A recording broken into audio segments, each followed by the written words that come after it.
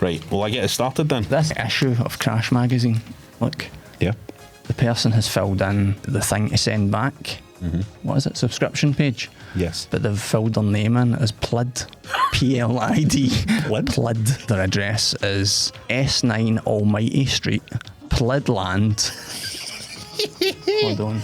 And his postcode is Plid. It says, please charge my account. He's meant to put his bank details in, and he's put Plid was here, 1987.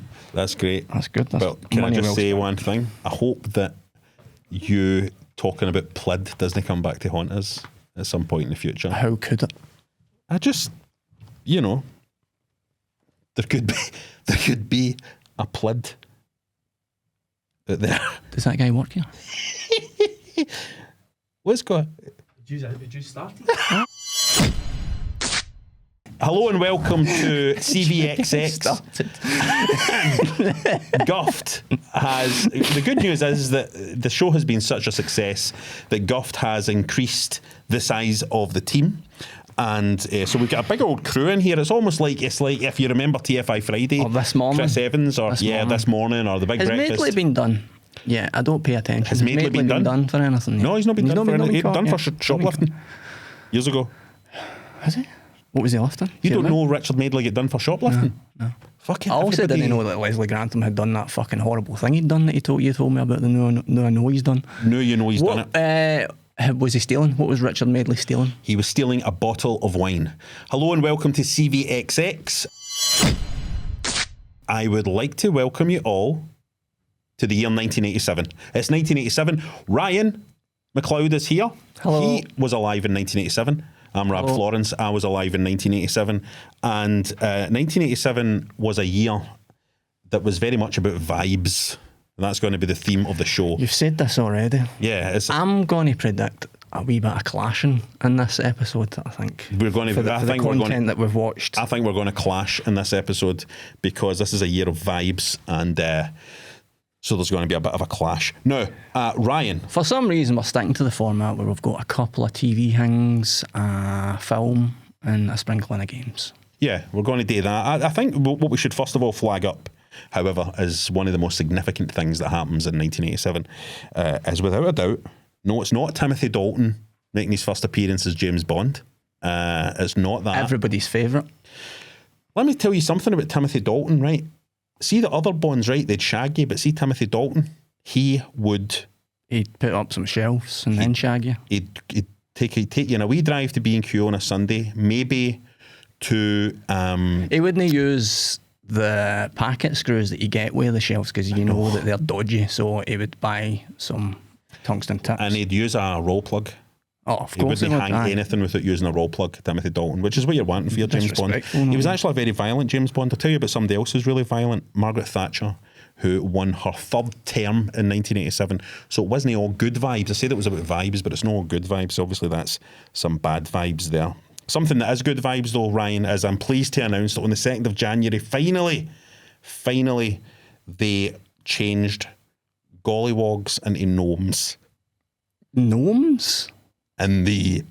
Are you talking about Robinsons? The Enid Blyton books, No. all references to gollywogs were changed to gnomes. And it was a long time coming. 2nd of January, that was 1987. No very long ago when you think about it. The Black and White Minstrel Show was still happening on the BBC. 1987? Not in 1987, but in the late 70s, early 80s kind of time, which is just completely mystifying to me. Because, progress is slow.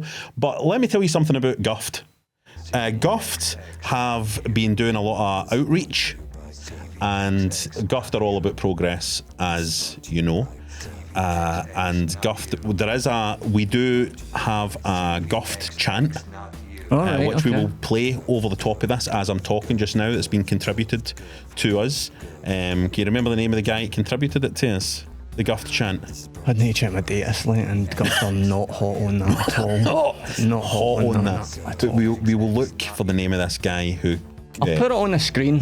Get it on the screen. I'll put it on the screen. I'll put And the guy's listen, name. Without his consent, I'll put his name on the screen. Thank you to this gentleman for this Guft chant. It's really, really powerful and strong. He encouraged ridicule when he sent this in, just to be clear. So CVXX, that's not a you. Can you feel the love? Can you feel the love? Guff.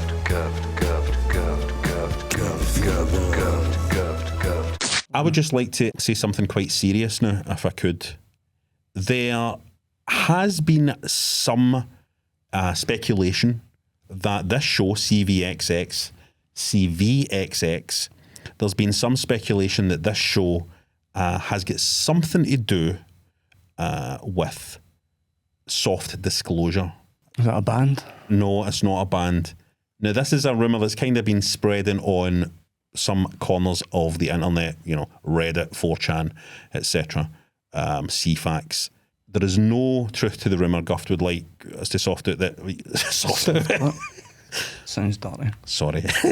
I just like to soft that out. There is no truth to the rumour that Guft or CVXX or anything to do with soft disclosure of Do you want to go upstairs and soft it out? UAPs, NHIs. That sounds like Ike talk to me. So don't be thinking that Guft has anything to do with NHIs, because that's not the truth. Right, Ryan, 1987.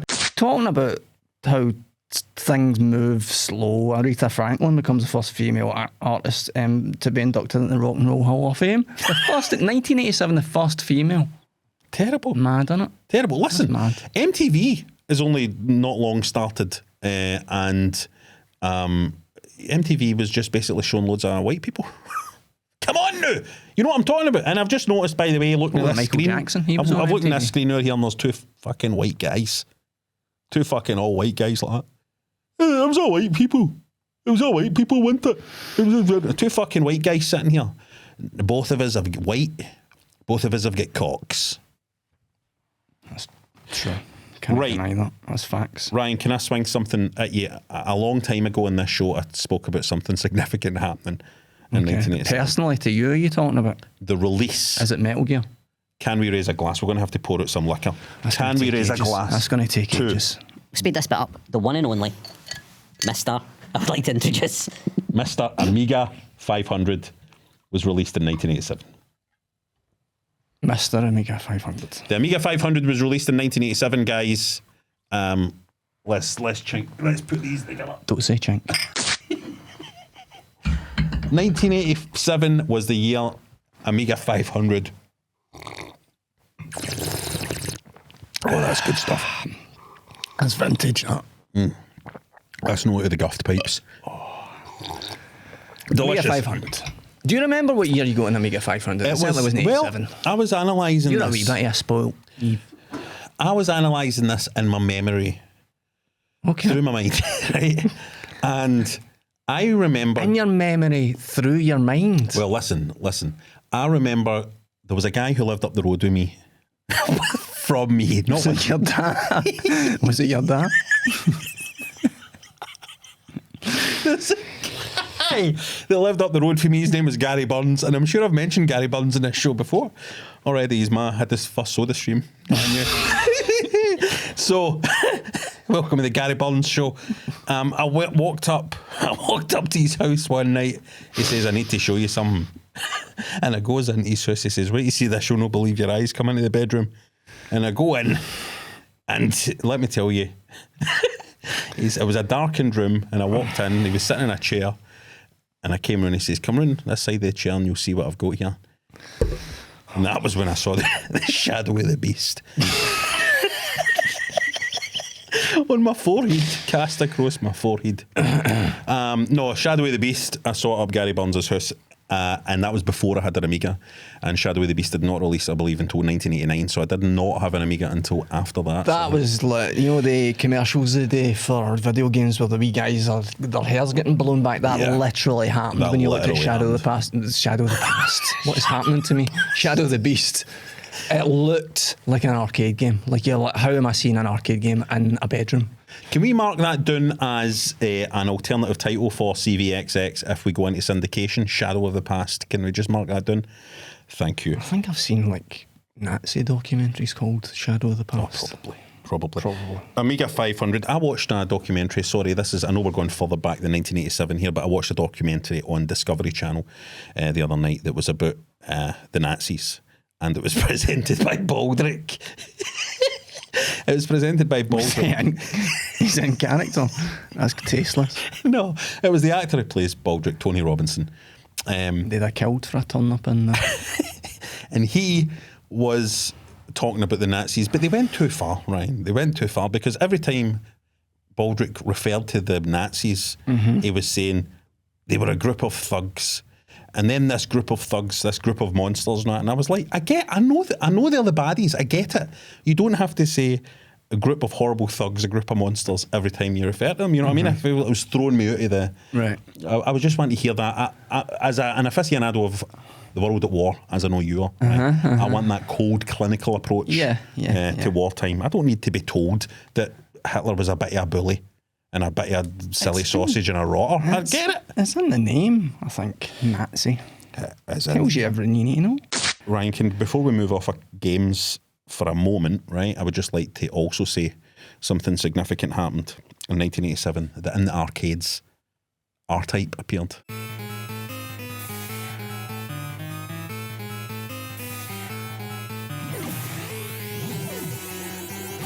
Oh, God. So good. So good. And for the first time we could get into our R9 Arrowhead and failed disastrously. Big fan For of money. R-Type. You're a big fan, right? Oh, definitely. R-Type is something that Ryan for a long time has been a big fan of. And you've owned it on many systems, haven't you, Ryan? Mm-hmm. But I would also like to say, while we're talking about this, that 1987 was the year that I first played Salamander. That I'm not actually as much of a fan of. You don't like Salamander? Why? I mean, it's not that I don't appreciate it in the same way that I appreciate R-Type. Why? I don't think it looks a wee bit graphically shaky by today's standards. I think graphically Salamander's more beautiful than R-Type. Do you think? Yeah, but it's just a taste thing. R-Type's kind of chunky. Yeah. R-Type's chunky and Salamander has that nice kind of Konami, kind of clinical, like sharp. I don't know, I just like it. And I like the organic vibe Shinier. of It's shinier Salamander. than R-Type. Yeah. I prefer R-Type. I mean, I like both. I didn't expect to get into a fight. Well, I'm not being hostile about it. Do you know that on the 20th of January 1987, there was a guy called Terry Waite, and he was the envoy for the Archbishop of Canterbury. You know how it is. And he was trying Try not to bust into laughter this time when you're doing this. Well, no, because he only I'll get just need taken. to cut it out anyway. He only got taken hostage, and he get and he did not get released until 1991. How long's that then? 4 years. 4 years, that's fine. It seemed longer to me. Gave I see Evelyn in my and memory he was in Reliant longer. Aye. He Didn't whinged about it the whole time. 4 years, nothing. He can't make. December 9th, a Palestine uprising begins in Israeli occupied West Bank. This is years ago though. They'll sort that out. I'm sure they'll sort that out. Fine, no? It'll be fine. They'll sort that out. I just also want to say that another significant thing that happened on the 27th of July in 1987, which was 2 days before my birthday, as a special birthday present, Rick Astley released Never Gonna Give You Up. I noticed that was in the 1987 hits. I'm tempted to try and use it, but we're going to get copyright kicked to smithereens, I think. Guff are going to look into that.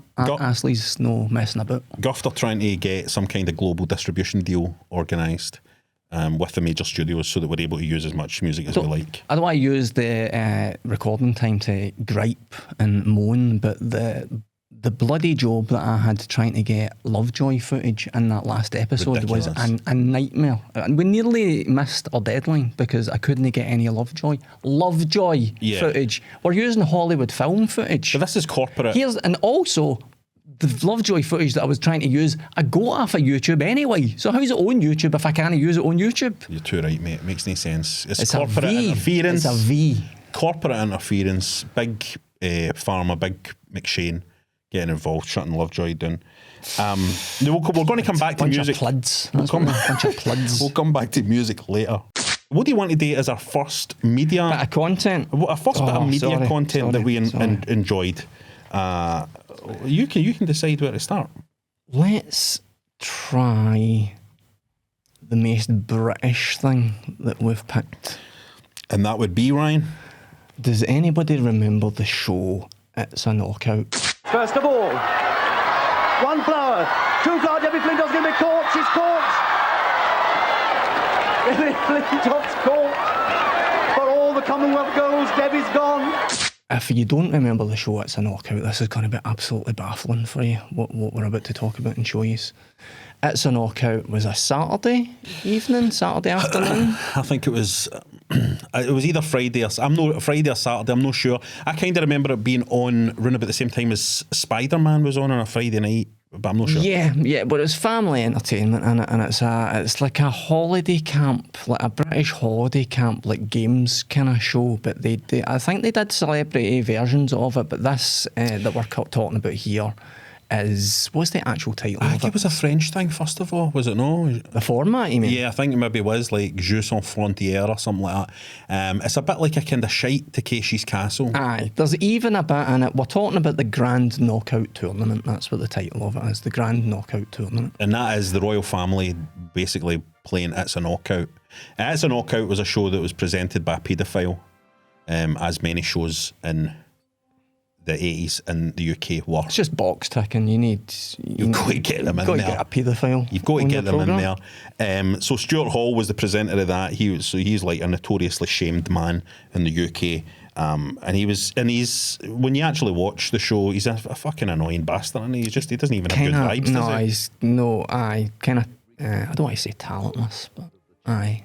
Just, Something about his personalities that's no there or something. Yeah, like a soulless beast. Before we move on with the proper version of the Grand Knockout Tournament, I made a wee mistake, as I always like today, and I watched a different version that's available on YouTube, and it's the American version that aired in America, and that has like intros and wee sections intercut that's presented by the actor Hal Linden. Do you remember him?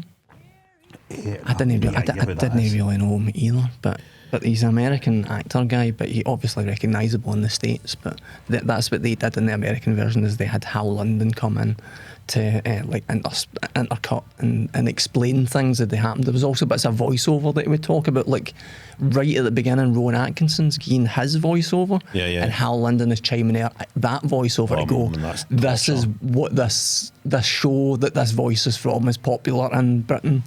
So I think it's ruined it. That's crazy. So he was like So it was always, he was doing a Craig Charles over the top of Takeshi's Castle for. Aye. Wow, that's mental. I don't know who the audience was for, because if you're watching it, you must know what it is. Well, let's get you a bit of backstory, because it was Prince Edward of the royal family fame it was his gig.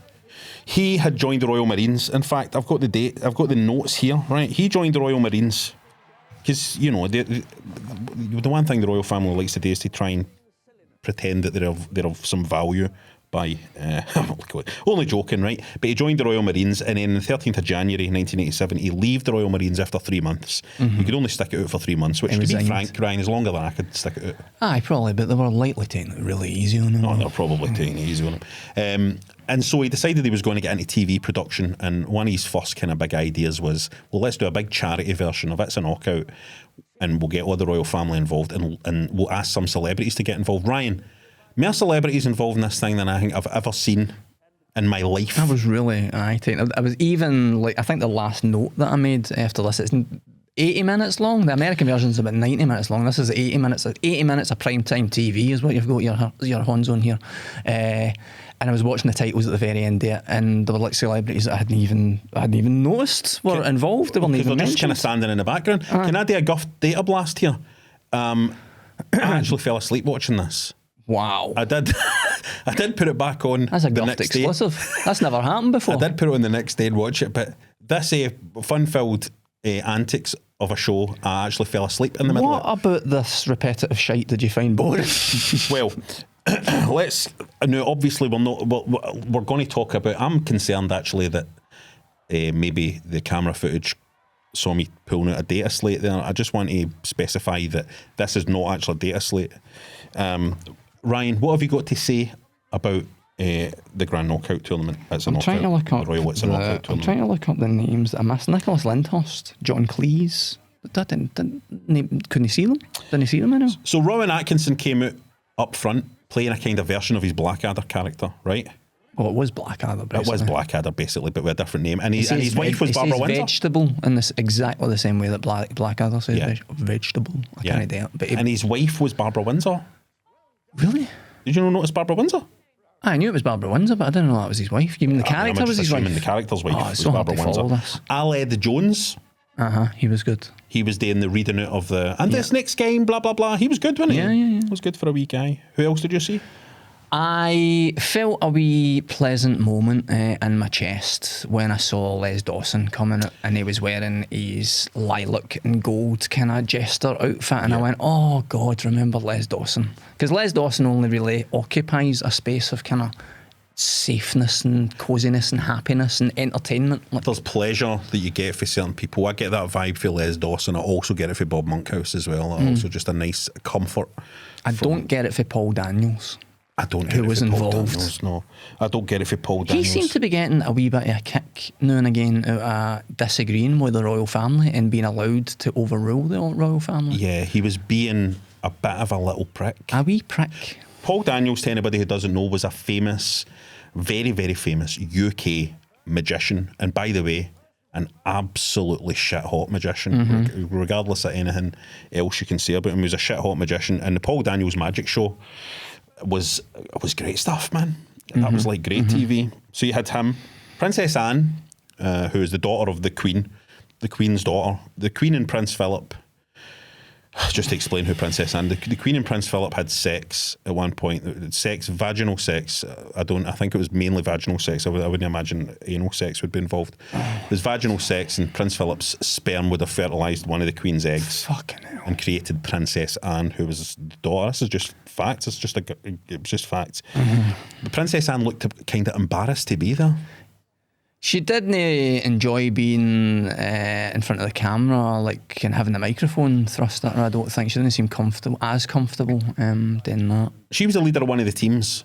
Prince Edward was the leader of one of the teams. Prince Andrew, who notoriously cannot sweat, so perfect for a kind of sporting event like this, was the leader of one of the teams. Sarah Ferguson, Prince Andrew's now ex-wife, was the leader of one of the teams, and Princess Anne was the leader of one of the teams. And Princess Anne had the vibe of somebody who'd been asked to do something by her wee brother. There was a moment, I haven't time coded it, but there was a moment where she was correcting something that Stuart Hall had said. And I think it was the word silent or something, but she kept repeating. It was quite early into the show, and she said something to Stuart Hall like, you can work on that, but it was the way she'd said it. She'd said it a lot of times before, like she was giving him advice. It was just that, I don't know, she had a very lofty air about her. Have you a war cry for us, man? No, I told you we're the strong silent type. The strong silent type. Silent. Thank you. Silent. Silent. S. See if you can work that one out. Yes, I will. S for silent. Thank you. Good luck to you. Do you not think everybody seems to be in quite a bad mood?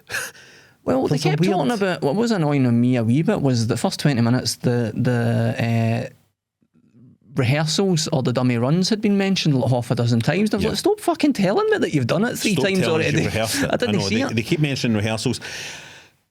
So in It's a Knockout, it's these big, stupid kind of cartoonish games, but they're not even particularly inventive or anything. No. One was about pulling a cannon, right? It was like pulling a cannon and then tying the cannon off with a rope, and then you fire the cannon. That bit where all the cannons were going off and everybody were, honestly, they were slack-jawed with amazement because some bangs were going off. Some bangs were going off. And it was the cannon game that Gary Lineker got his skirt tangled up and you could Somebody see his tights. said, hang on, what did somebody say about Gary Lineker's showing his balls? Stuart Hall said he's showing his balls.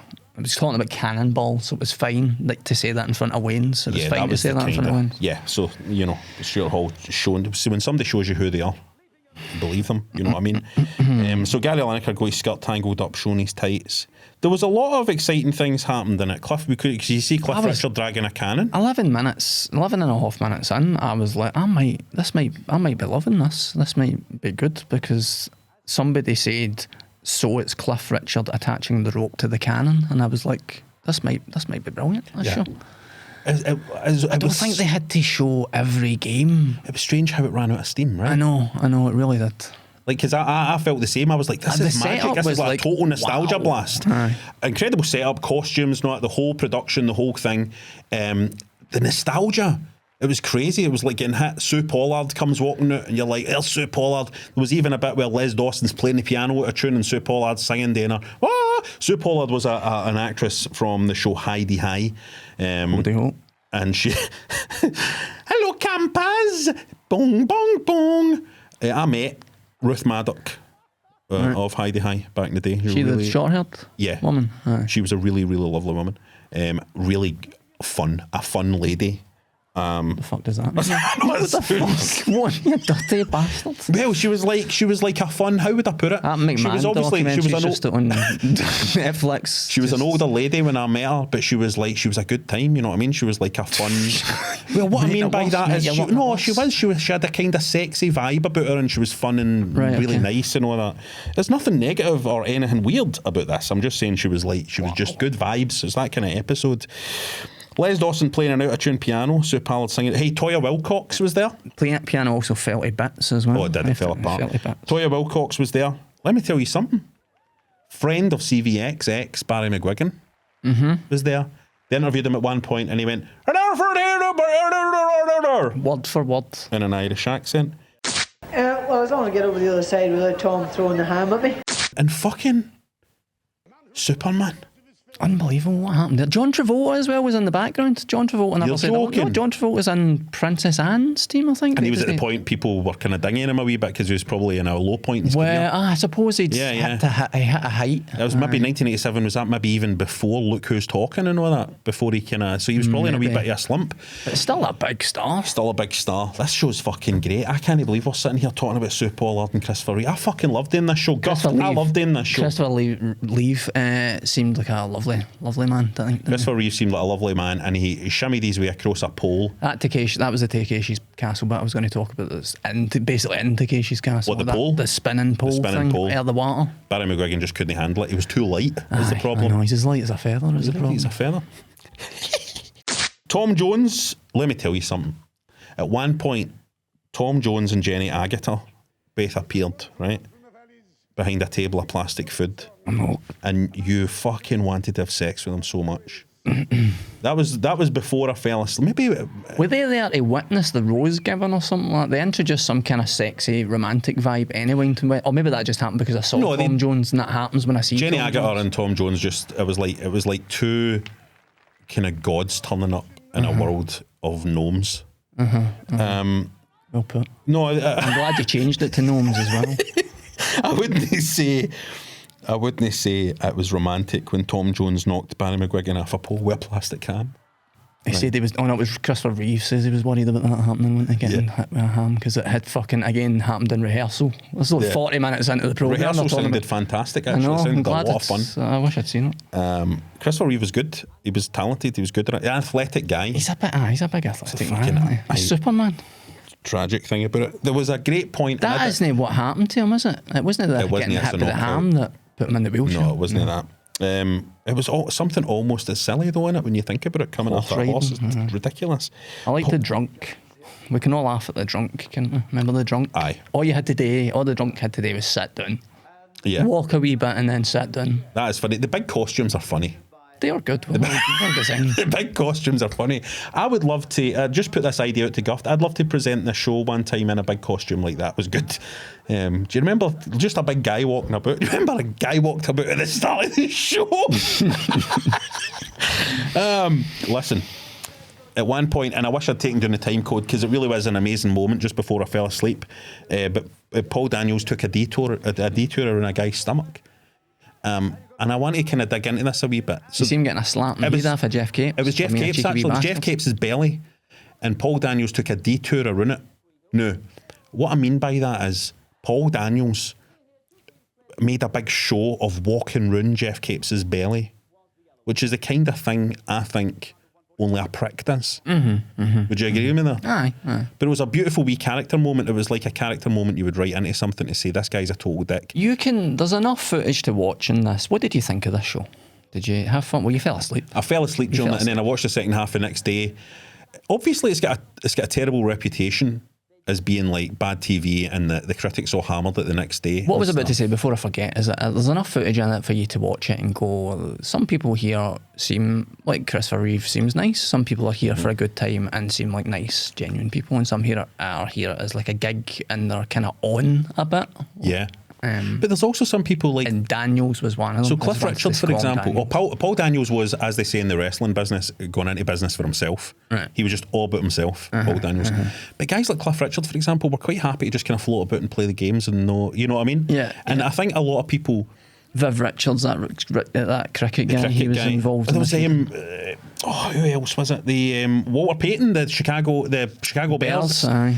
I mean, there was people that were just happy to be there, clearly for charity, obviously for being in the vicinity of the royal family, all of that kind of stuff.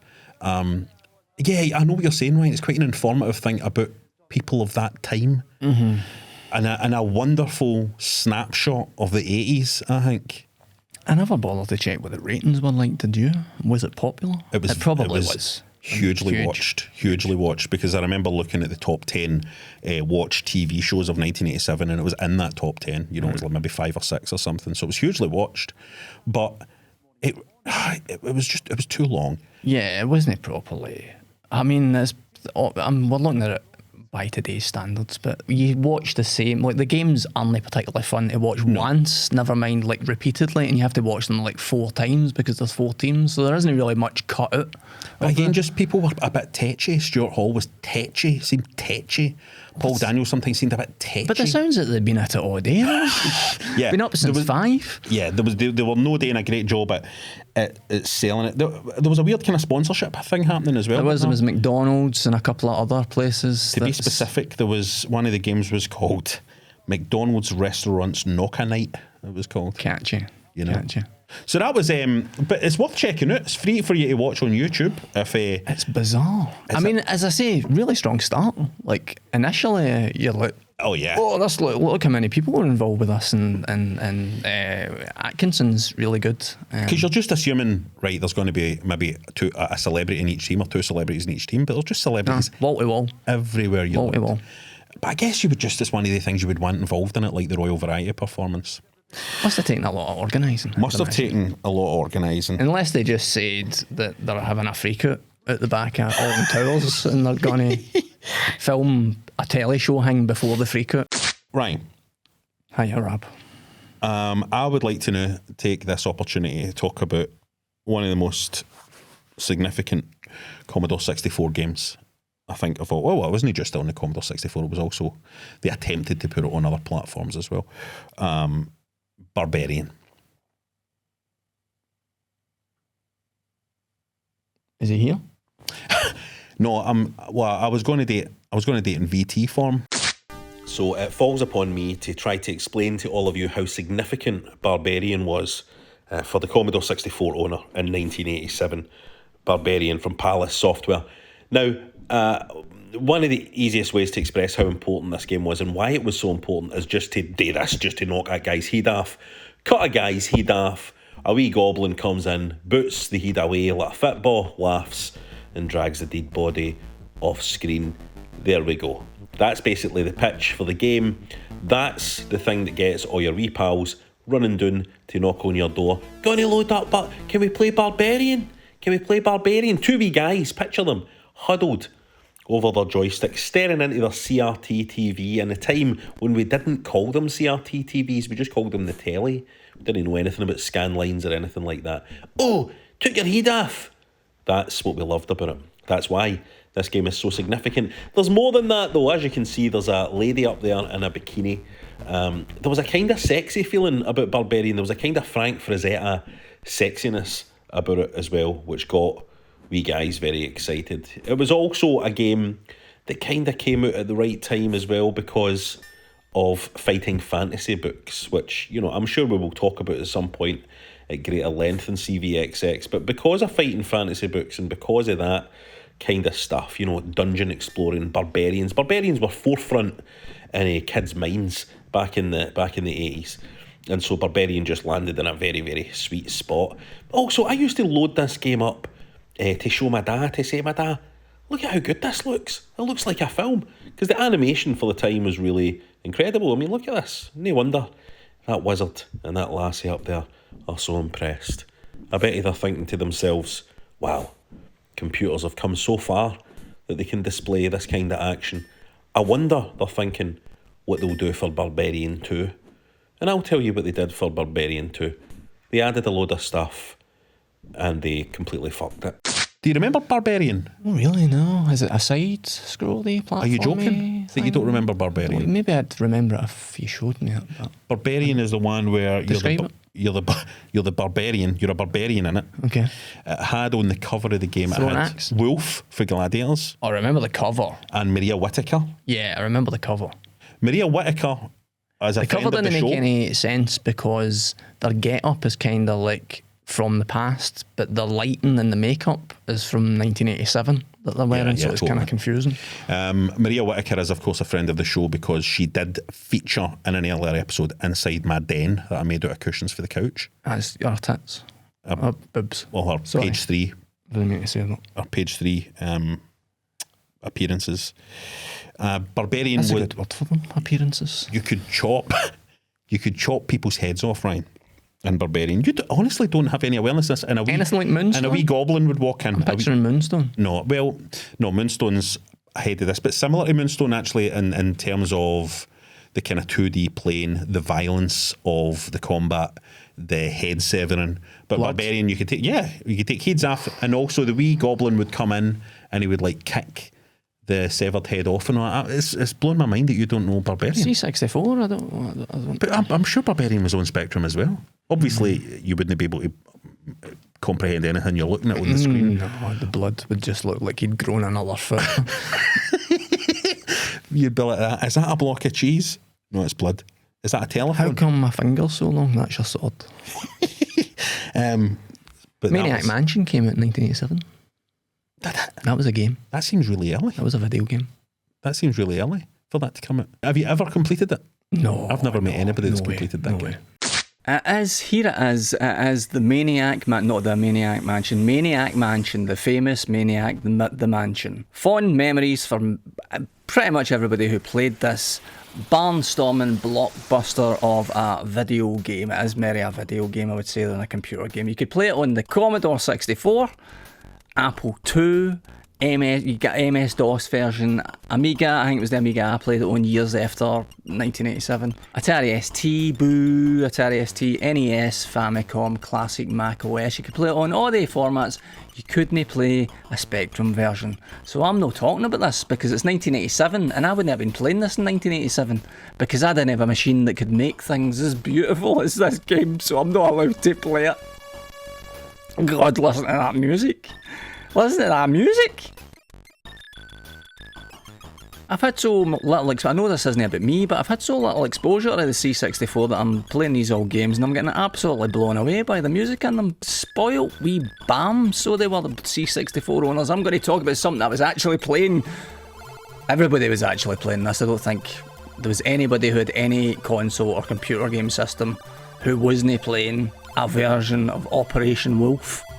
And I had a look at a few different versions of Operation Wolf. I had a look at an Amstrad version, the arcade version, the C64 version, and they're all, as you would expect, better than the Specky version. But even the Specky version, I know it doesn't look much. It doesn't look much. It doesn't sound much. But to me, at the time, couldn't believe it. Couldn't believe the similarity between this and the arcade machine. There is a similarity. I was like, that's what you need to do as a Spectrum owner. That's how optimistic you need to be. There is a similarity. Oh my god, they've managed to get a similarity between the arcade version and my version. But it actually plays alright. You can play with a light gun. I had a light gun as far as I remember, but it never worked. So I mainly never played this with a light gun, but it's still really good fun and it is actually still quite playable and responsive. So probably most of you watching this know of this game and have played this game. I'm just reporting in, just in case you haven't tried it recently yourself, just reporting in and saying that Operation Wolf still stands up, thankfully. The arcade game is fucking brilliant, it's magic. You can't beat that having the actual kind of Uzi to HOD. But all versions, still good fun. I think a lot of people think that this was like one of the first light gun games. It was 1987. The first light gun game came out like 1972. Killer Shark. It's of analogy anyway. Ryan, do you remember California Games though? Because that was a 1987. Yeah, it was very popular, wasn't it? That was a It was hot on the streets, on the playgrounds. Hacky sack. Thanks. Don't mind if I do. Hacky sacks. Surfing. BMXing. Oh no, it was all stuff that you could We're good at anyway, relate to. and yeah, aye, it was and stuff you life, could relate to and- because it was stuff we did up in Wallace and Road Balmullock. but Balonlock, Barmullock, all that kind of area. Lots of great games came out in 1987. But just before we move on as well, Ryan, I'm sorry, before we move on to our next bit of content, can we talk a wee bit about Nightmare?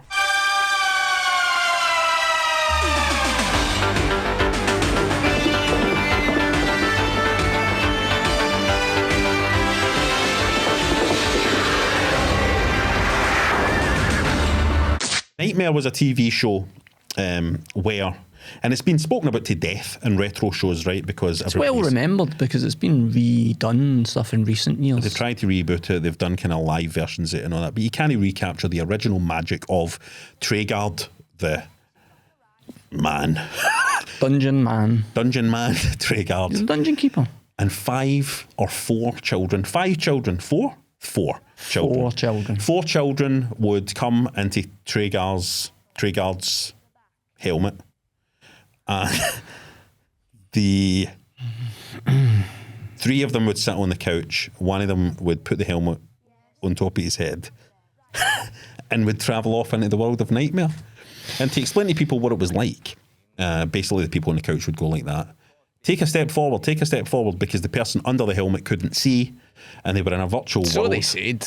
I So they don't- said. I had a listen, suspicion sometimes. When you've got that hang on, you can look at your fucking feet. Nah, because they're all, you mind all there was so many tables with bread on it and stuff like that. You could definitely see what was on tables if you Let's dismantle the myth of Nightmare right now, right? That show must have been a load of shite, right?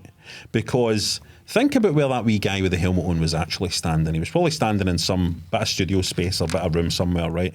He was not immersed in the experience. He was looking down at his fucking cheap high-tech trainers. And the studio floor. The studio floor, a fagged out down Clips, there. like- Some lighting man's been like, wee man, fucking stub out that fucking stub out that doubt before you fight that skeleton, wee man. Take a sidestep onto that fag.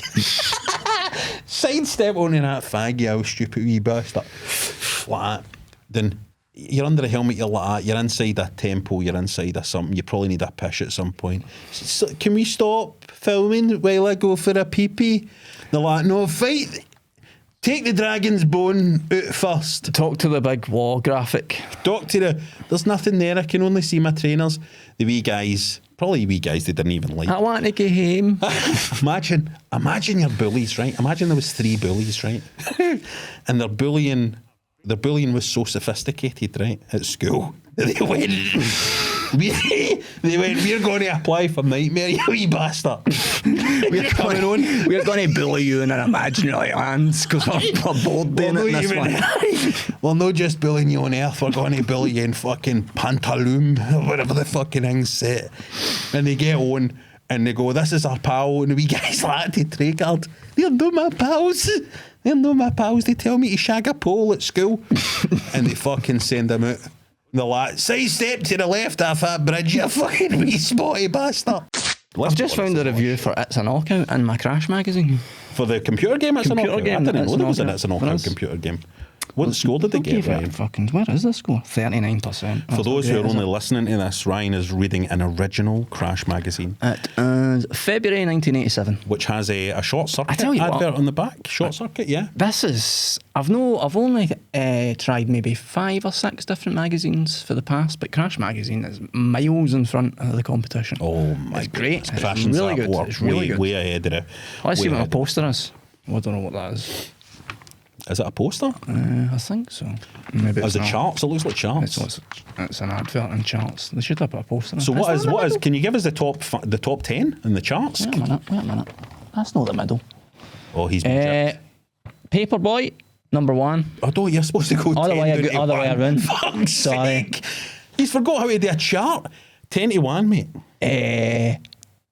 10, Firelord. Have I heard of Firelord? Firelord, yeah, I remember that. Bomb Jack. Bomb Jack, one of my favourite games. Match Day from Ocean. So Match Day, yeah, played that to death. Elite. Elite, great stuff. Number 6, Commando. Commando, I'm good at Commando. Into the top 5, up for number 29. So it's already released, but it's climbing to number 5. Easy for you to say. Iridium. Iridium, beautiful. 4, The Great Escape. 3, Light Great Force. You remember Light Force? No, I don't, it's for FTL, but I don't remember it. Seemed like some kind of glitch in the Matrix there or something. Neither of us have heard a Light Force, so I'm looking at Light Force in the C64 and oh my goodness gracious. I don't want to sound like a broken record, but as a Specky owner, I'm again put in the position of going, oh, we didn't get this. We didn't get this. I mean, we did get it. We did get a version of Light Force, but it didn't look like that. It didn't have music by Rob Hubbard.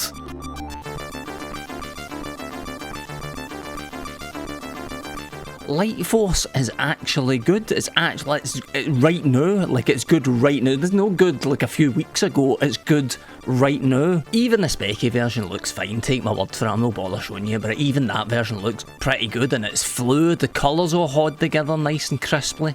But it's no this. We've not got this music. We've not got the variety of colours. What a treat this is. There's been so many shoot 'em ups. I've played so many myself. Hundreds of shoot 'em ups I've played over the years. So this has been surpassed, obviously. But having never seen it before and knowing that it was coded absolutely ages ago, it was actually another Gargoyle Games game. And that music, oh, it's just good.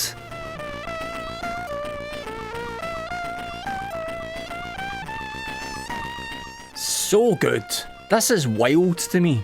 No wonder Rab's so much more interesting and entertaining than me. Look at the material he had to work with when he was growing up. I'd be fucking cultured and musical and stuff if I heard. I didn't even hear music in a video game. I didn't know they could do that until I was like 13. You know what I thought music was because of the ZX Spectrum? Anyway, Light Force is a good game. I recommend it. I really enjoyed discovering it. It's really good. My jealousy took care at the end there. Sorry about that. It happens. It just happens, isn't it? Because people have nicer things than you, so it's hard. Number 2, Ghosts and Goblins. Knocked off the top spot. And for number 2 to number 1, Paperboy. Can I guess it? You can still guess. Paperboy, I know Paperboy is another one of these games that's got a bit of a bad rep, but I played that a lot on my C64. There you go. There's a Firelord map. A Firelord, beautiful big colour, pull out map. Look at that. Pristine condition. Nobody's written PLID anywhere. I don't need a map to pull out, mate. I don't need a map to pull out. I'm not sure what that means. I know what I'm doing. I've kicked a ball for a long time. I don't need a map to pull out, mate. Okay. Ninja. The Last Ninja there is. That's a great game, by the way. That was a very sophisticated game, very ahead of its time. You find another advert while I tell some more news for 1987. I'm trying to stick to the colour pages to find you the adverts. You can buy, let's see how much a Euromax Elite joystick is. On the 30th of March, Sunflowers by Van Gogh. This is amazing. Two of these paintings this year, 1987, sold for almost 25 million quid. Sunflowers, which is fair play to the boy, it's a good drawing. It's not bad. He's actually done a few of them. There's not just one. For those who don't know, Van Gogh was the painter who cut his ear off because he was off his head. Yes. But yeah. Short summary, but aye. You ever remember Bangkok Nights? I don't remember Bangkok Nights, no. Or the game? No, I don't remember it. A lot of System 3 games. Ryan, can I move us on now to our next bit of content? Okay then. Because he's getting a wee bit wrapped up in just reading Crash magazine, which I think is actually it's so good. High praise for Crash magazine, because it takes a lot to take Ryan away from his content. It really does. What does it say there on the Top Gun advert? Top Gun. Have you got what it takes to be a Top Gun? And there's Tom Cruise, and there right behind him is. Oh, what's the name of the actress? Oh, what's her name in Top Gun? It's not even written here. Oh, Belinda Carlisle? No, she sang the song. It's not Kelly LeBrock, of course. It's not, but it's fucking so annoying. Anyway, let's move on. We could maybe try phone on this phone number here. 061 number. I think it's in Manchester. Read it out. Can I get Guffed permission? This isn't a date, wait a minute, hold on. We've got phone. Kelly it's Kelly McGillis. Kelly McGillis. Kelly That is McGillis. quality. Thanks, Guft. Look at that. Guft have just accessed the internet. Guft is Sentient. Guft has become self-aware. Thank you so much. Listen, I just want to. I've got permission to access my data slate to ring this number and Crash Magazine. It's not a data slate, it's just a phone. Just Okay, a phone. it's just a phone. Sorry. 061 061. So what is this supposed to be? Ocean? Ocean Software Ocean Limited. Software. Let's ring them. We're ringing them in. We're ringing them in the past. Okay. They should still be there. 061 832 832 6633. 6633. You can also get them on teletext. 669977. Not been connected. If you've dialed correctly, I'm afraid it means that the number is not available from this network. But how do I know if I've got what it takes to That's get a top so gun? depressing. We'll try them again. Hold on. I'm sorry, calls to this number are not being connected. If you've dialed correctly, I'm afraid it means that the number is not available I would from like- this network. I would like to speak to Osh. Is it just hanging up? Not even giving you a chance to Calls speak? to That's this rude. number are not being connected. If you've dialed correctly, I'm afraid it means that the number is not available from this network. I'm having a real existential moment here. The fact that you can't phone Ocean Software. I don't Is there think any they other should be people you can taking. They shouldn't really be taking out adverts in Crash Magazine if they're not prepared to keep their phone lines up for 40 years. Is there anybody else we can ring? We can try the sales department at Durell, who made Deep Strike. Yeah, let's try them. Okay. They're in Taunton, wherever the fuck that is, England, Right. Somerset. Tell me the number. 0823 0823 544 544 89. 89 I think that's it. Aye. 89. Aye. And it's Durell that made what? Deep Strike. Deep Strike. Not possible to connect your call at the moment. Jesus Please Christ. try again later. So what happens? Do they just kill all the people that had these phone numbers back in the day? Just burn the building down. Right. So we've also 1987 was also a wonderful year for cinema. Lots of great movies released in 1987. Yeah, there bloody were. There was a list. You want me to have a look at the Yeah, here's a list of what we could have watched. This is a selection and the short list of films that we could have chosen for Angel Heart. Sign of the Times isn't really a film, but we could have. Calls to this number are not Sign, being connected. Sign of the Times. Dialed correctly. I'm afraid it means that the number is not available. Evil Dead 2, Man on Fire, Robocop, Steel Dawn, which I was keen on because I've not seen that one, Hellraiser, From the Hip, I've not seen From the Hip either, or Dark Tower, Extreme Prejudice, Raising Arizona, Ironweed, which is fucking brilliant, The Hidden, or City on Fire, the Chow Yun Fat film. We could have had any of them. I'm afraid it means that the number is not available from this network. What film did we pick, Rab, to cover in 1987? Over the Top. Over the fucking Top.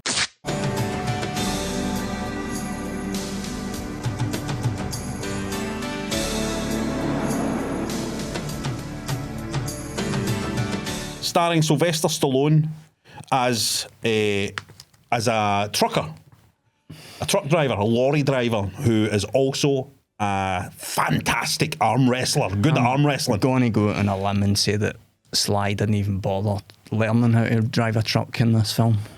I mean, he looked like he was pretty good at driving trucks. For anybody who doesn't know who Sylvester Stallone is, he was an actor who did Rocky and stuff like that. He did Rocky 2. 3 as well. He did Rocky 3 as well. He is in fantastic shape in this film. He is muscular. Well, this is Tango and Cash kind of era. So Well, it's a couple of years before Tango and Cash, but he's getting into Tango and Cash shape. Ryan. Yeah, Robert, yeah. 90 minutes in and out. I wish it were that easy. Wham, Honestly, I bang, wish it were that in and out, simple. 90 minutes. Interesting the fact about Over the Top, it was written by the guy who wrote The Towering Inferno, a classic disaster movie. God. He wrote a classic disaster movie. Ryan, he also wrote this. He also wrote this, coincidentally. Just throwing the ball at you. Coincidentally, he also wrote Over the Top. I checked out the director's name.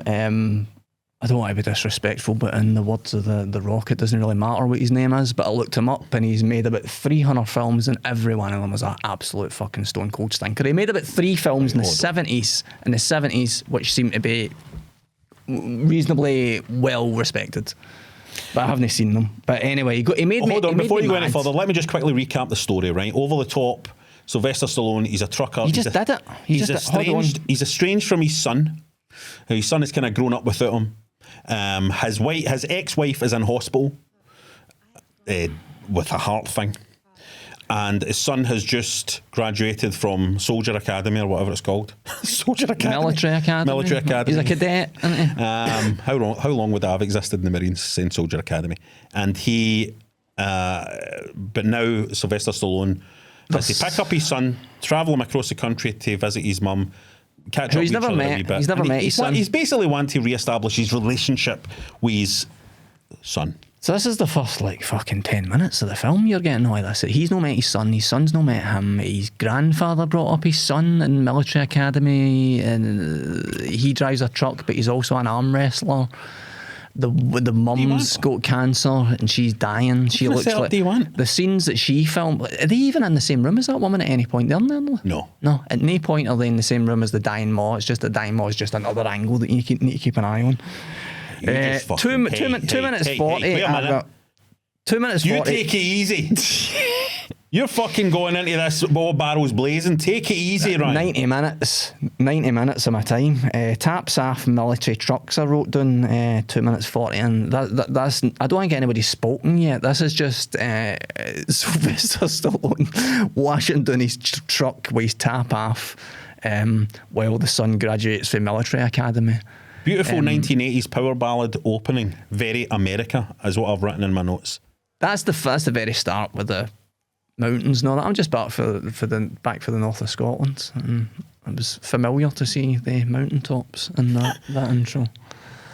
Oh my god, yeah. That wee guy. Do you know the actor's name? Doesn't matter. The Rock says it doesn't matter. That wasn't. I'm trying to be fair, but that wasn't a likeable performance, I didn't think, in the film for that wee guy. Now, this is what I thought was interesting about Over the Top, is that this wee guy is not like other wee kids that you get in 80s movies of that time, where they're all having to act in a kind of cutesy fashion and all that. He's quite belligerent. Aye. And quite strong-willed and sly. Does a lot of moaning. Aye, whining and moaning.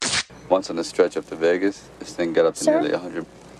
There's no need to make any conversation for my sake. So much for small talk. Putting poor old Sly down, and Sly's doing the nice guy routine. Mumbling nice guy. He's just kind of quiet, and he's giving the boy time and space to embarrass himself and get it out of his system, sort of thing. That's his tactic. But the performance also made me wonder a wee bit, how much is Sylvester invested into this film? How much is he gaining me? To the tune of 10 million is what I heard. Yeah. $10 million I get paid for it. It has a transactional feel to his performance, because I don't know if I like Sly as much as you like him, but I love Sly. Like, I love Rocky. I love a lot of Sly. I'll watch Dredd. I'll watch Tango and Cash. I like Sly. I'm a fan of Sly, but I don't know how like involved, and I don't know how, as I say, invested he was in this project. Well, yeah, it's an interest, which is understandable, because to be honest, I thought it was about a pig's dinner. The story of this. Not even a duck's dinner. No, a pig's dinner. A pig's dinner. I like the wee boy calling him sir at the start. I like that the wee boy was this kind of, he'd obviously been raised to be this kind of respectful, buttoned down wee guy, and here he is with this. No, one of the problems I think the film has got is that 54 seconds into the film, I saw the camera rig and Slice Killen's shades. One of the problems I think the film has got is that Sly Stallone's character on Over the Top is kind of too soft and too likeable. See if he was a wee bit more a kind of roughnecky, if he had a wee bit more of a journey to go on in the film, I think it would have been improved a great deal. I kept thinking about how Clint Eastwood's character is in Every Which Way But Loose. With slight similarities to Over the Top a wee bit. Obviously, it is a wee boy, an orangutan that's in it, right? But practically any difference. But Eastwood's character in that has got a wee bit of a rougher edge to him. Aye, and you get the sense he's doing a bit of the shagging, Eastwood, and every which way, whereas but, like, Stallone, he's too nice. He's too nice. It is kind of to the point where it kind of, I suppose. I mean, I wasn't really thinking this when I was watching the film, but no, to the point where even that kind of doesn't make sense, because the arm wrestling stuff, the competition, like there must be some grit in him. I mean, there must be another side to him. Like, but he was in the film, more or less, just a nice guy from start to finish. Not to spoil anything, right? But he kind of just has his son and then kind of loses his son, and then wants to win his son back, and then does a arm wrestling competition. It's kind of just about a father and son kind of falling in love with each other a wee bit, is like what they've went for. He was in that arm wrestling competition, but it's not even like something that came up. The script to this film just had a serious, like, I know highly unlikely there was a one draft, but it has a one draft with it, because it's like the competition was described and introduced right at the start of them meeting each other, so it wasn't even like because of circumstances or what has changed between the two, and knew he's going to go to the competition. He'd always planned it anyway. It was in the diary since the start of the film that he was going to be in this competition. There's a LA. really weird moment where the champion, the champion arm wrestler, really early in the film challenges Sylvester Stallone to an arm wrestle, right? And he turns him down. And Stallone turns him down. He says, "No, save it for Vegas." And and he's the guy that Stallone ultimately faces at the end.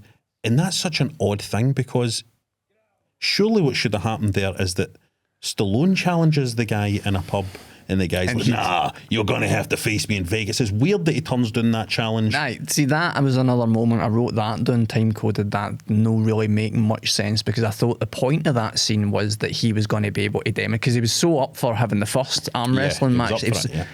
Like, this was him demonstrating some kind of worth to his son, like a new thing that he was showing to his son. But then there was that bit right after it, and that cancelled out the first bit. So I was like, I don't get this. No, there's a lot of strange decisions in it. However,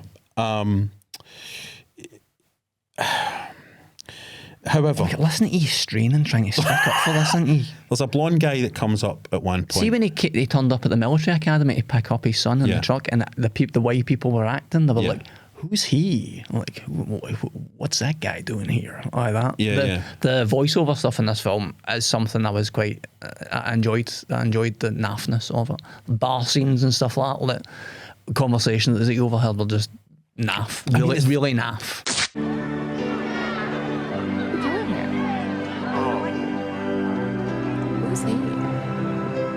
It's very 1980s. This is the thing. It's like when you couldn't ask for a more kind of quintessentially 1980s movie than that, because it's essentially I wonder, right? And it's something. This might be a nice project for you, Ryan. You might like to do this weekend.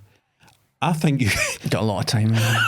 I think you could edit together a version of Over the Top. This is the shit that Princess Anne was pulling on fucking that It's a Knockout thing. I'll leave that for you to work on. I bet you could edit together a version of Over the Top that was like about 45 minutes long.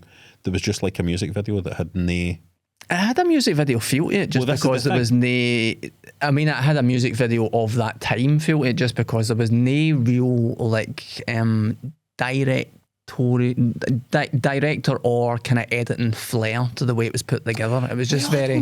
Then that happens. Then that happens. Then that happens. I don't know if that's completely fair, because it does have a nice. Like I said, it's a message to you when I was watching it. That it's purely vibes, the film, and it really is. It's like it's kind of a vibes film. There's no plot really. There's not really a plot. It felt like a studio film. It didn't feel like anybody's kind of like. It wasn't a fucking at close range or anything like that. It wasn't like a passion project, or it was just like. But it's we've really got quite Stallone for a film. What are the things that we need to comprise this film around Stallone? But it's quite odd to make a film about arm wrestling, though, right? I mean, the film is bizarre. Yeah, it's totally bizarre. So I don't think it's like. If it was one of the films, he drives a fucking truck through the boys. Or the granda's house. The boy could have been behind that door. I think some of it is just almost like wish fulfillment stuff, right? So I think they've approached and cocaine. They've approached obviously that as well. They've approached it for a kind of vibes. It's a vibes approach, right? What I mean by that is when I was a wee guy, one of the things I wanted to be, and anybody that knows me knows this about me, and I'll have mentioned it to you multiple times in the past, but when I was a wee guy, I wanted to be a long distance truck driver, which is weird because I couldn't drive for years or anything. I only learned to drive recently.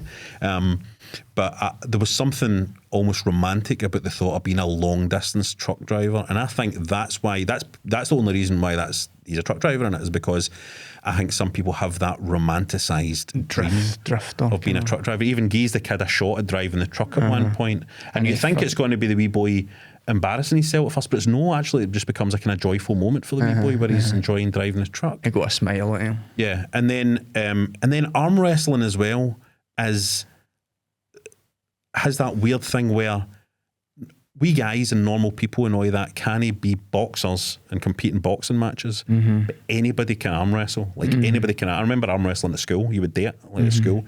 I think it's been built for that level. I think Over the Top was built up like, I mean, there was a blonde guy comes up behind Stallone in the diner or the pub early on in it, and his name was Smasher. And it's things like that. That was the first guy he beat, wasn't it? Yeah, Smasher. it feels like toys or something. It feels, I want to say for wrestling fans out there, Terry Funk appears in it. I knew it was him. I never looked it up, but I knew it was him. He's the grandfather's. He's one of Robert Loggia's heavies in it.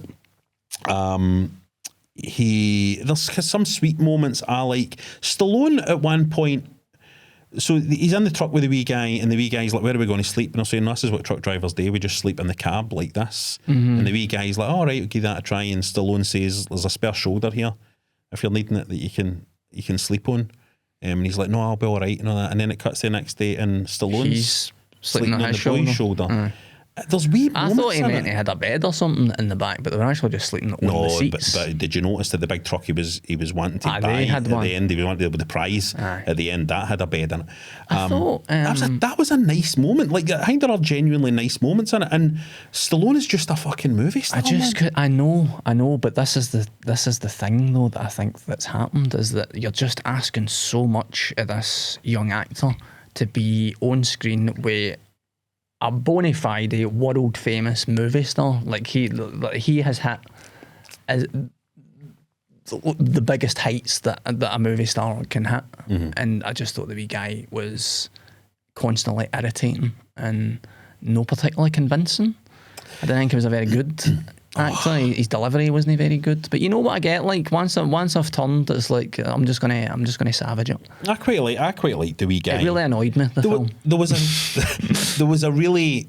I think it's that thing though, and it's like because I couldn't accept wee nice moments because I was like, oh for fuck. The risk of a film like this. The risk of a film like this is, if you're no invested in it, nothing's going to land. If you're no, and it's like I think I could have watched Over the Top in a different mood one night and been like, fucking hell, you know what I mean? But there was just something about when I watched it. I was sitting, had some snacks, I'd kind of set myself up. I thought I'm going to watch Over the Top, and then I was watching it, and there was I like wee simple direct scenes as well in movies. Like there's a wee scene where, you know, where he's making his wee boy arm wrestle these wee guys, and the wee boy's like, I'm going to lose, and he's like, well, lose like a winner. The wee guys were good. I've written that down. Lose like a winner. Lose like a winner is, I think it's good stuff. You're going, that's inspirational, and I'm going, they've ran out of things to say. No, lose like a winner is and saying to the wee guy, saying to a wee boy, look, if you don't do this though, right, you know, you might do it and you might get beat, but if you don't do it, you'll regret it your whole life. And that sounds ridiculous, that you would regret your whole life that when you were a wee boy and you went to a diner with your dad, which had arcade machines, by the way, such as the Mario arcade machine. That's something else I wrote. Finish your thought. Yeah, but it's true. It might seem ridiculous that if you went into a diner and said, no, I'm not going to arm wrestle the weird boys, I'm not going to do it. That is something you would regret for your entire life. But I believe it is something. These are the kind of things you do regret for your entire life.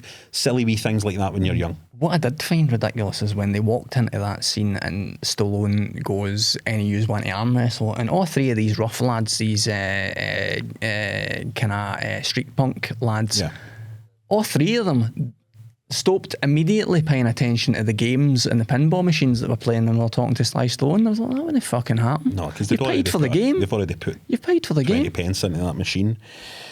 No, you could cut this together into. I loved the fact they had his weight rig in the cab where he could do that. Ridiculous. So ridiculous. He'd do this. Well, arm wrestling's in it, but they haven't managed to find enough things to talk about arm wrestling that they have to fill in the other things like the fucking dying more or whatever. No, Stallone's character, right, 23 minutes 50. What's See Stallone's that character stretching called scene again? after they slept in the cab and they did the stretching scene, and it was at sunrise with the sexy guitar music playing. I was like, my God, they don't. This is all over the place. See, I like that bit as well.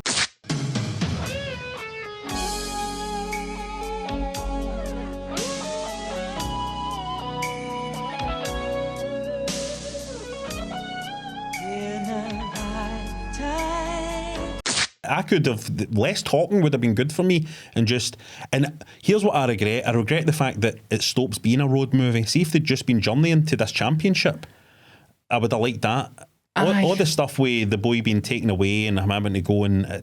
Even like the timing of him going away, because they kept repeatedly telling us during this, honestly, like more than a dozen times they mentioned during this competition in LA that you can lose twice. And I was going like, right, well, there's a clear reason for why you can lose twice. So he's going to lose once and his son's going to have to talk him into doing it again. Mm-hmm. But I don't think that is what happens, because I think he loses, but then he wins again under his own steam anyway. Yeah. And then the son comes back for the last match. Well, his son comes, it's just about his son wanting to see him. But it would have made so much more sense because they'd mentioned the 2 losses. It would have made so much more sense if he lost, the son came back. I don't know why the 2 loss thing was in it. But also, the other thing, so in the tournament at the end, what we're talking about here, sorry Guff, is the Vegas Arm Wrestling Championship, World Championships, you know, and obviously that's become a really big thing in the years after that, but back then it was a wee bit smaller. But the rules were you could lose twice, you could lose once, but if you lost the second time you were out. What confused me was that Bull, who he beats in the final, spoilers, sorry, he only got beat once. I know. By Stallone, so I don't really understand. He only lost once. So what's the deal there? That confused me a wee bit like the end of Trading Places, incomprehensible. But the end of the film was awful anyway. Stallone... That shot at the outside of the hotel, and then they put the name of the film up again. Yeah. And then the credits, and then they put the name of the film up again. I'm like, Stallone does a wonderful thing in this, right? It's only called Over the Top, by the way, because Stallone's character goes over the top at some points in it. No, I think it's like when you do that move where you go over the top? I think it's when you get past the point sort of thing. That's you're going over the top. You're over the top when you're... I thought watching the beginning of the film, sense. I was like, is it going to have something to do with mountains? Is it going to be some of that kind of pattern, like talking about the landscapes but nothing.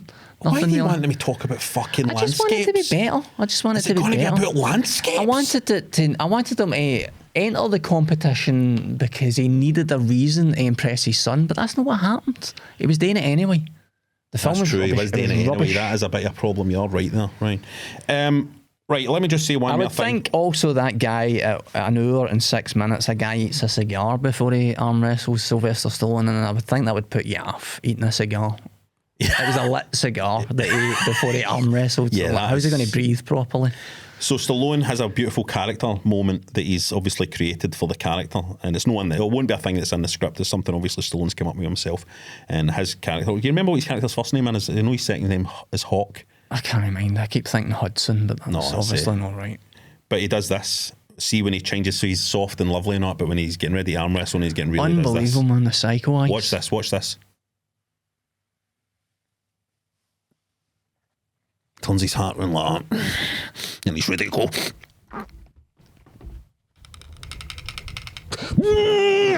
the top.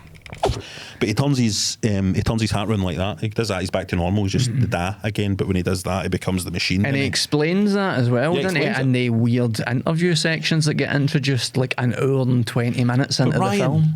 Ryan. All of a sudden they're breaking the third wall and the guys are speaking straight to the camera, and they're like, no, this is a TV segment. But hold on, Ryan, before you get hypercritical about this as well, let me say something to you. See when you wear your baseball cap or your trucker cap or whatever like that, right, with the brim facing forward, right, with the lid with facing forward, right, like that, you do feel a certain way. And see when you do that and you turn it to the back, you feel different. No, you can't do it with a bonnet, man. You can't do it with a bonnet. You just turned into... He's 17. Yeah. But when you do it like this, you know it's ready for business. Let's see when I'm in the house and Jen's there, right? And my wife's there in the house and I'm like that with a cap, right? And then she says something to me and then I go like that. She knows business is about to pick up. Business is about to pick up.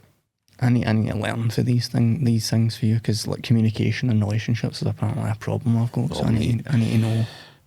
No, can I just say, there is a very, very important connection between Over the Top and myself and Ryan's formative video gaming years. And I don't think Ryan has recognised what that connection is. I don't think I do. It's an extremely, extremely powerful and strong connection with me and Ryan's formative video gaming years in his room, playing on his TV. And I'll tell you what it is. In the tournament in Las Vegas, the arm wrestling tournament in Las Vegas, there is a cameo by a pro wrestler in the background. You see him a couple of times briefly doing a bit of arm wrestling. And that pro wrestler is a man named Scott Norton. And Scott Norton was 90% of the time Ryan McLeod's choice of competitor in WCW NWO Revenge, on the N64, on the fantastic old AKI N64 wrestling games. He would always go Scott Norton. THQ. You're a bit of a nightmare. Yeah, but developed by. It was the arm. It was the stinky arm. Yeah. You didn't know like the stinky arm. You were a nightmare with Scott Norton. They were the only wrestling games, I've talked about this before, but they were the only wrestling games where I got the timing perfect. So I can if you try and grapple me, I'll just flick you away. And if you try and hit me, I'll just move out of the way. Or I'll do that, I'll posture up. Can I say something? His surname was Hawk Stallone, and his son's name was Mike Hawk. So he was travelling about in that truck with Mike Hawk.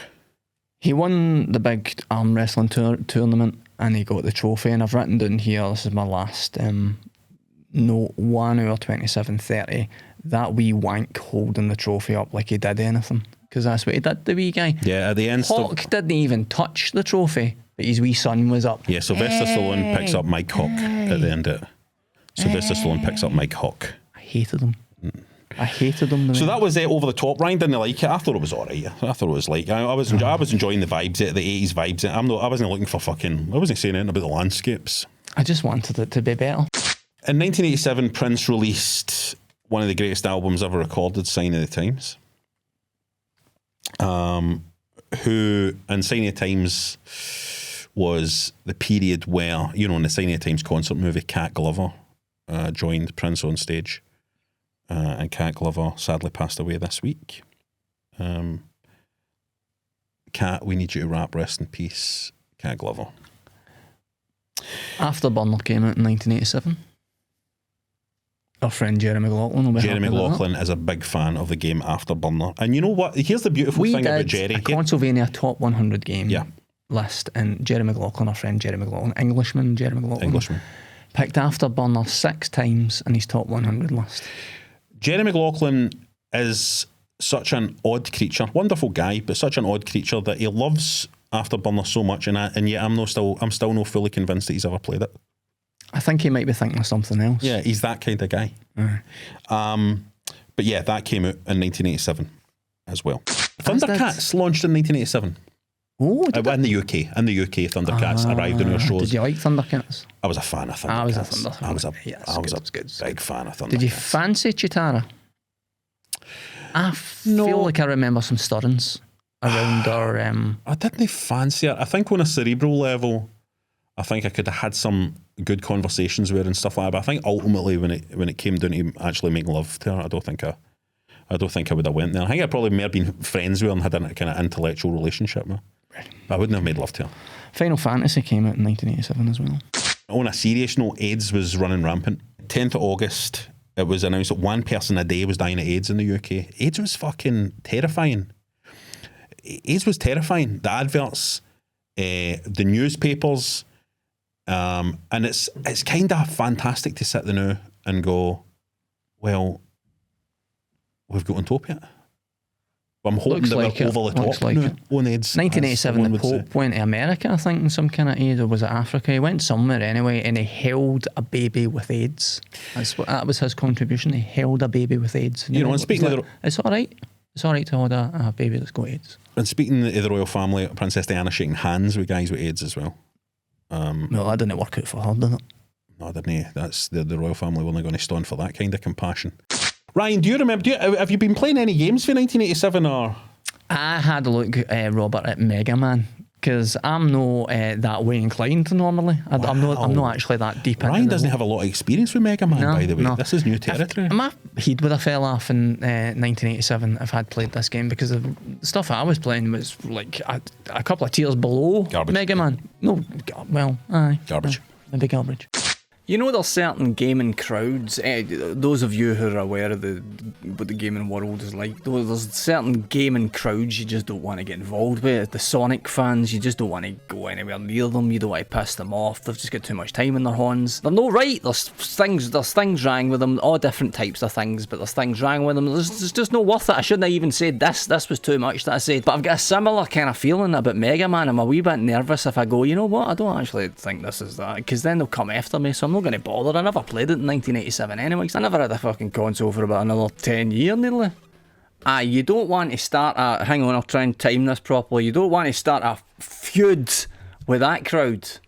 That nearly worked. Feud is a game that came out on every system pretty much, so most people will remember it. It's a game for... Here's a confusing thing, because I know that it's a game for the Pickford brothers. I know that for the Amiga version, I'll show you, because this guy here, this John Flynn, he's got his name under this version, this C64 version, but I don't know who John Flynn is. Let me get the Amiga version and show you that. See? Look, John, Stay, and the other guys that probably did things as well. Amiga version's alright, but music's no... I mean, I say it's alright, it's the best version, obviously. Graphically, it's the best version. And Feud, it's not as quick, actually. Having said that, now that I realised that the Amiga version is actually quite a bit slower, you get a spell later on, like a haste spell that speeds you up for a very, very brief period of time that's basically fucking pointless. There's 12 spells in total in the game, if you want to know. What you're doing in the game is you're trying to collect ingredients to get those spells to help aid you against that bastard right there, that fucking arsehole. That's your brother, who you're having a feud with. I'm assuming that's how they got the name of the game. It's not just a coincidence. But regardless of the version of the game that you play, it's good fun. It is definitely a lot more fun when you get the teleport spell. I would maybe have a Google if you're going to play this and get the teleport spell first, because that helps you avoid your dickhead brother, who cheats, obviously, because it's an old game. So he'll do the old Big Birdie trick, Big Birdie for Chucky Egg, just cutting through all the scenery and no giving a fuck about the laws of physics. Your brother will do that. He's Eddie Guerrero, basically, your brother cheating to win. So you need to collect ingredients, make spells, and then defeat your brother who you're having a feud with. That's what Feud's about. And it's another example of a cracking toy that you get to play with. It's not a complicated thing, it's basically telling you what to do. The words on screen are telling you what you should be looking for. And you go and collect them, and then you do have a battle. It isn't complicated. Amstrad version looks a bit ropey, but you do get music. Spectrum version I'm really quite fond of, to be honest. I like the graphics in the Spectrum version. I think I'm used to over-examining Spectrum graphics and going, oh, there's a lot of detail in that. They've tried to do some shading and stuff on that shed roof there. Do you see that? Play Feud. I remember there was a whole load of drama about the Great Guiana Sisters. Do you remember this? I do. Great Guiana Sisters was the game. I think it was for Europe, right? It was like German or something, or it was no UK developers that made it, or I think Great Guiana Sisters came over from the continent. But I remember people saying it's even better than Mario. That's what people said. A rip-off of Mario, because there was a whole thing about, Nintendo were going to shut them down or whatever. Great Guiana Sisters, better than Mario. Wasn't better than Mario, but it was an attempt at creating a Mario type game on the home computers that we would play in the UK and in Europe, and it was a really decent attempt. He just can't fake that Nintendo polish. You can't rip it off. You can. They're the masters. Fake it. You can't fake the Nintendo polish. Everybody was talking about it at the time. You need to play Great Guiana Sisters. It's pretty much just Super Mario Brothers, man. It's even better than Mario Brothers. These were the kind of lies we used to tell ourselves back in the day when we were happy with our computers and we didn't want to explore the consoles. Oh, it's even better, man. It's better than Mario Brothers, because Mario Brothers is just crap compared to Guiana Sisters. I don't know how they got away with making this, because obviously it's, the inspiration is clear. Nintendo wouldn't stand for this nowadays. I'm going to do a bit of research and see what actually happened to the people that made this. Maybe they get murdered. Wouldn't be surprised if they get murdered. Is this the main event for you? This is the main. I hope not. Oh my god. This is the main event for me. This is probably going to be a fight. This is going to be carnage. This is going to be a fight, I think, because I think we're going to have a fight. I think I'm going to break Ryan's jaw in 2 minutes. I'm too fast for you. We'll see, but I think I might have to break Ryan's jaw or his collarbone. One of the two. And the reason why we're having a disagreement, well, we'll see. The reason why we're about to have a disagreement is because we're talking about the TV show Moonlighting.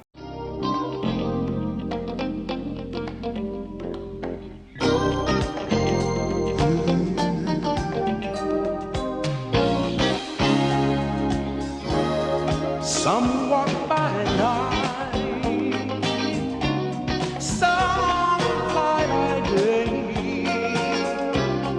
Something is sweet. Some walk by night, some fly by day. Moonlighting strangers who just met on the way. Just to say to you that when I was a wee guy, Moonlighting presented to me an image of what adult life would be. I didn't think it would be my voice changing because my belly pressed into my fucking chest there as I was leaning there. I didn't expect that's what adult life would be. That didn't happen once to Bruce Willis. It didn't happen to Bruce Willis. Moonlighting was a promise when I was a 10-year-old. Moonlighting said to me, Robert Florence, this is what adulthood is like. It is running a detective agency with a beautiful woman. It is aeroplanes. It's so you get some kind of kick off a kind of stringing along. It seems that's what I'm taking away. Fucking here we go, man. Here we fucking go. It's a bit like Moonlighting for that one episode that we watched. What episode was it? We watched Series 3? Series 3 episode Big Man in Mulberry Street is what we watched. It's a bit like the end of Back to the Future, is what it felt like to me. You know how, mind Crispin Glover. He said that to fucking, just you stop, because he said that to fucking wind me up because I hate the ending of Back to the Future. And he fucking knows I hate the ending of Back to the Future. I think a lot of people do, and a lot of people are right to as well. And Crispin Glover famously I can speak, I can just give me a chance, I can speak. Back to the Future 2, Crispin Glover wasn't involved because he disliked the end of Back to the Future and objected to it so much that he didn't want involved anymore with the project. So they famously hired an actor that looked like Crispin Glover and he had to sue them. I think he was unsuccessful, actually. But aye, the is this the fucking Crispin Glover show? Anyway, he was the most, he's the figurehead of what I think of when people say that the Back to the Future ending is bad. But people don't like it because it's aspirational and it's saying that money is the most important thing. There's a fucking scene in Moonlighting where Bruce Willis is pissed in the back of a cab because he's got nothing better today, and the meter's running in the cab and it's nearly $100. This is 1987. That's like £1 million these days. I'm done. Is that what you're worried about? The fact that he left a meter running to £100? It was also the fucking way they just hopped on planes. The way she was like, "Oh, I'm going to go to New York as well on a whim because I've got a kin." I found them annoying. To give you a bit of background, Moonlighting is about Maddie Hayes, right? Is this woman who inherits a detective agency, right? And she decides she's going to. Oh no, it's like an investment, right, in a detective agency. She decides she's going to run it and gets involved in running it. And David Addison is a guy who runs Blue Moon Detective Agency, and he is played by Maddie Hayes, is played by Sybil Shepherd. David Addison is played by Bruce Willis, and all that Moonlighting really is a screwball romantic comedy, but set up as a kind of procedural, well, no procedural at all, but set up as a kind of detective serial, right? But all it really is a screwball romantic comedy. So for that reason, any criticisms that Ryan wants to come out with about, they've got money or they're jumping on planes or something like that, that's just playing into the style of screwball romantic comedies for the 1940s and early 50s. Ryan, come on, keep talking. I want to hear your take on this. Just to get you back up on just to tell you what this episode is about before Ryan pisses me off. What this episode is about is David Addison has been his usual sloppy self and hasn't turned up with photographs for a meeting like he should have, and he's kind of He's blown it with a client. He's blown it with a client, and he's let Maddie down again, right?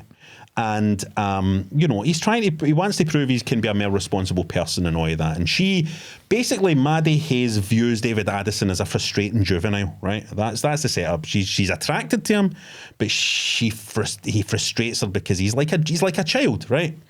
In this episode, David Addison finds out that a friend of his has died. Not just a friend, it actually turns out it's an ex-brother-in-law. It turns out that David Addison once had a wife.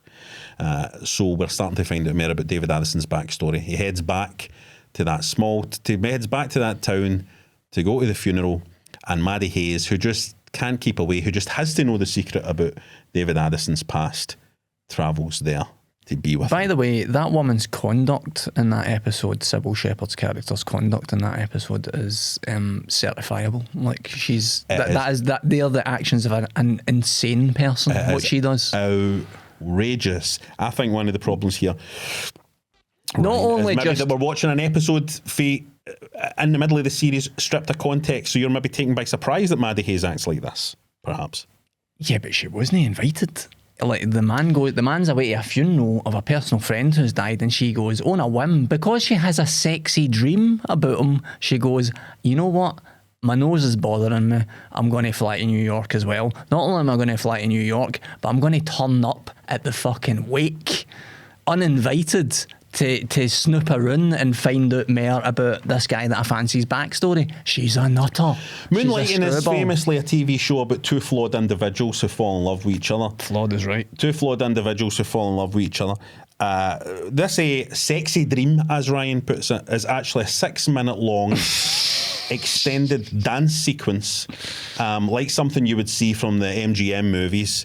Why can't I lay low? Why can't I say what I mean? Soundtracked by a song by Billy Joel, Big Man of Mulberry Street, which features Bruce Willis dancing, which features a whole beautiful setup with transitions, and is like nothing really that would appear on TV at that time, and certainly wouldn't appear on TV now that TV is so fucking safe. Sorry, Ryan, on you go. 1987, Bruce Willis also had in the charts Under the Boardwalk, his version of Under the Boardwalk. Now, I like Bruce Willis again. I like him. I like Stallone. I've liked him in loads and loads of stuff. I do like the guy. I don't think he's a great singer, and I found him annoying in Moonlighting. I thought he's absolutely sensational in this show. I think he's amazing in this episode. And I think he's amazing in that series. We can't use the word amazing for Bruce Willis doing a karaoke on telly. No, listen to me. Here's what Moonlighting is, right? We can't say at close range is amazing, and Bruce Willis with his receding hairline clinging on. I am saying it. Moonlighting is something quite remarkable, because what Moonlighting really was a kind of vehicle for Sybil Shepherd to an extent, and then they bring in Bruce Willis, who's kind of unknown, and Bruce Willis's charisma and star power and talent and acting ability, and just the absolute gusto that he attacks every single scene with, meant that the TV network realised we found a star here, and they did what TV shows never do now. And I want to talk a wee bit about this. With Moonlighting, a television network did what they would call in the wrestling game, they pushed Bruce Willis to the moon. They pushed him to the moon. They gave him they went, we found a star here, and they absolutely pushed him, right? You don't get that in telly nowadays. Nowadays, no performer can be more powerful within the broadcaster than the streamer. So what you end up with is a load of TV shows that's just, they're no looking for stars. They're filling them with a lot of kind of generic faces. And if they do discover a star, or if a star comes along, they don't want to push them right up to the forefront. Moonlighting is a good old-fashioned star vehicle for two incredibly charismatic performers. And this episode, and I compel you all to watch it. I compel you all to watch this episode to see if what Ryan is saying is right. Say more, Ryan. I'm asking you to dig your own grave. Say more. Maddie Hayes goes to sleep and she dreams a Billy Joel song. 6 minutes. 6 minutes she's dreaming. There is a scene. There's another Billy Joel song in it when he's in the bar as well. New York State of Mind New York plays in State the of Mind background. plays in the background. There is a scene in it where Maddie Hayes, she turns up, right, where she's not supposed to be. And in fact, when David Addison goes back to his hotel room, Maddie Hayes is sitting in it. In his hotel room. She's let herself into his hotel room. And she sits there and she starts talking, right? And he's standing at the door. And Sybil Shepherd is on her own in that scene. Maddie Hayes is just talking for maybe like 4 or 5 minutes. And there's nothing comes back for Bruce Willis. There's nothing comes back. It's just the camera on her with a slight soft focus, beautifully backlit, beautifully shot. And she's just talking for about 5 minutes. You would never see that in a TV show nowadays. You would never see it in a TV show nowadays. Well, they're just like, this is her moment. And then there's a bit where Bruce Willis tells a story about what had actually happened, about how he met his wife and about how their life had went, and, you know, other things that he reveals in that. And, you know, I don't want to spoil in case people do watch it. Ryan, he's fucking incredible in that scene. The guy is fucking incredible in that scene. I just didn't like the characters. I didn't like the setup. I didn't like the show. It was like, I couldn't believe that this was 2 episodes into series 3? I couldn't believe that there'd been like whole series and this is where the characters still are. This kind of, will they, won't they? This kind of, But that was exactly the deal. That was exactly the deal. And you can't say, Ryan, you can't say in a show, you can't say that, the way she's acting was, you know, how did you put it? Psychotic. Beautifully. It was psychotic or something like that, right? You said. I mean, the show is fully aware that these characters don't behave right, you know what I mean? I know, I'm taking You've got her shouting, I was looking forward to this funeral and all of that. They know that it's kind of outrageous, the way they're acting. You know, and the fact there's a lot of lies, and even lies that don't go completely resolved towards the end. But don't get me wrong, nothing happens in this episode. They go... That's fucking, I think that's the show. Nothing happens in the show. I wrote down 30 minutes 50. I think I'd had enough by that point. I just saw it said that it was tedious and it was foreplay of the show. It's basically just watching two people tantalising each other with the possibility of shagging each other. That's what the show is. But you're meant to have that image in your head. Oh, what if they kissed? I don't care. I like Blade Runner. I don't give a fuck. Oh, Jesus. Well, there sorry. You go. There's I'm sorry. exactly the fucking problem. I mean, I like robots. I like people. If you want to see, I wonder if this fucking Hoover's sad. Is that Hoover sad? Is that Hoover's a bit sad? Moonlighting's on the telly, the Hoover will be sad. So it is all character. It's a 45-minute character piece where really all that happens in the episode is that you find out a wee bit more about one of the characters' backstories. You find out that he's maybe you might have completely figured out what the guy is like. Now, the problem obviously Moonlighting had is that once they did ultimately get together, which Ryan wanted to happen in episode 2, the show ran out of steam because it was what got you on the hook was the will they won't they thing. You know, it's the most famous example of it's dangerous getting your characters together because then, you know, the steam goes out. It happened with Friends as well. Once Ross and Rachel go together, Ryan, the magic's kind of gone. So anyway, that was Moonlighting. We disagree on that. And listen, we'd love your feedback. And we have an address. We do. I can put that on screen now. We have an address. We actually have P.O. Box. Guft have set us up with an address where you can send your letters and your postcards, your drawings. We would love some drawings as well. I just found a green biro. I don't even think I've seen a green biro before. This beautiful. What a day this is. So please do send us that information if you have it. Let us know if you enjoyed Moonlighting, and obviously you can comment on YouTube or comment on whatever places. Also, I just want to say if you listen to this in podcast form, do rate it and review it and rate it or whatever, or rate it and review it. Play it. Don't listen to it on headphones. Like, play it on the loudspeaker so that other people can hear it and become interested in it as well. I'm not actually going to go and knock fuck out of Ryan. I don't actually know if I could knock fuck out of Ryan. We've never actually tried. This is something. This week you could. This is something that has to be said. For me and Ryan have known each other for a long time. We've never actually tried to bar each other. And you've actually verbalised before that you regret that.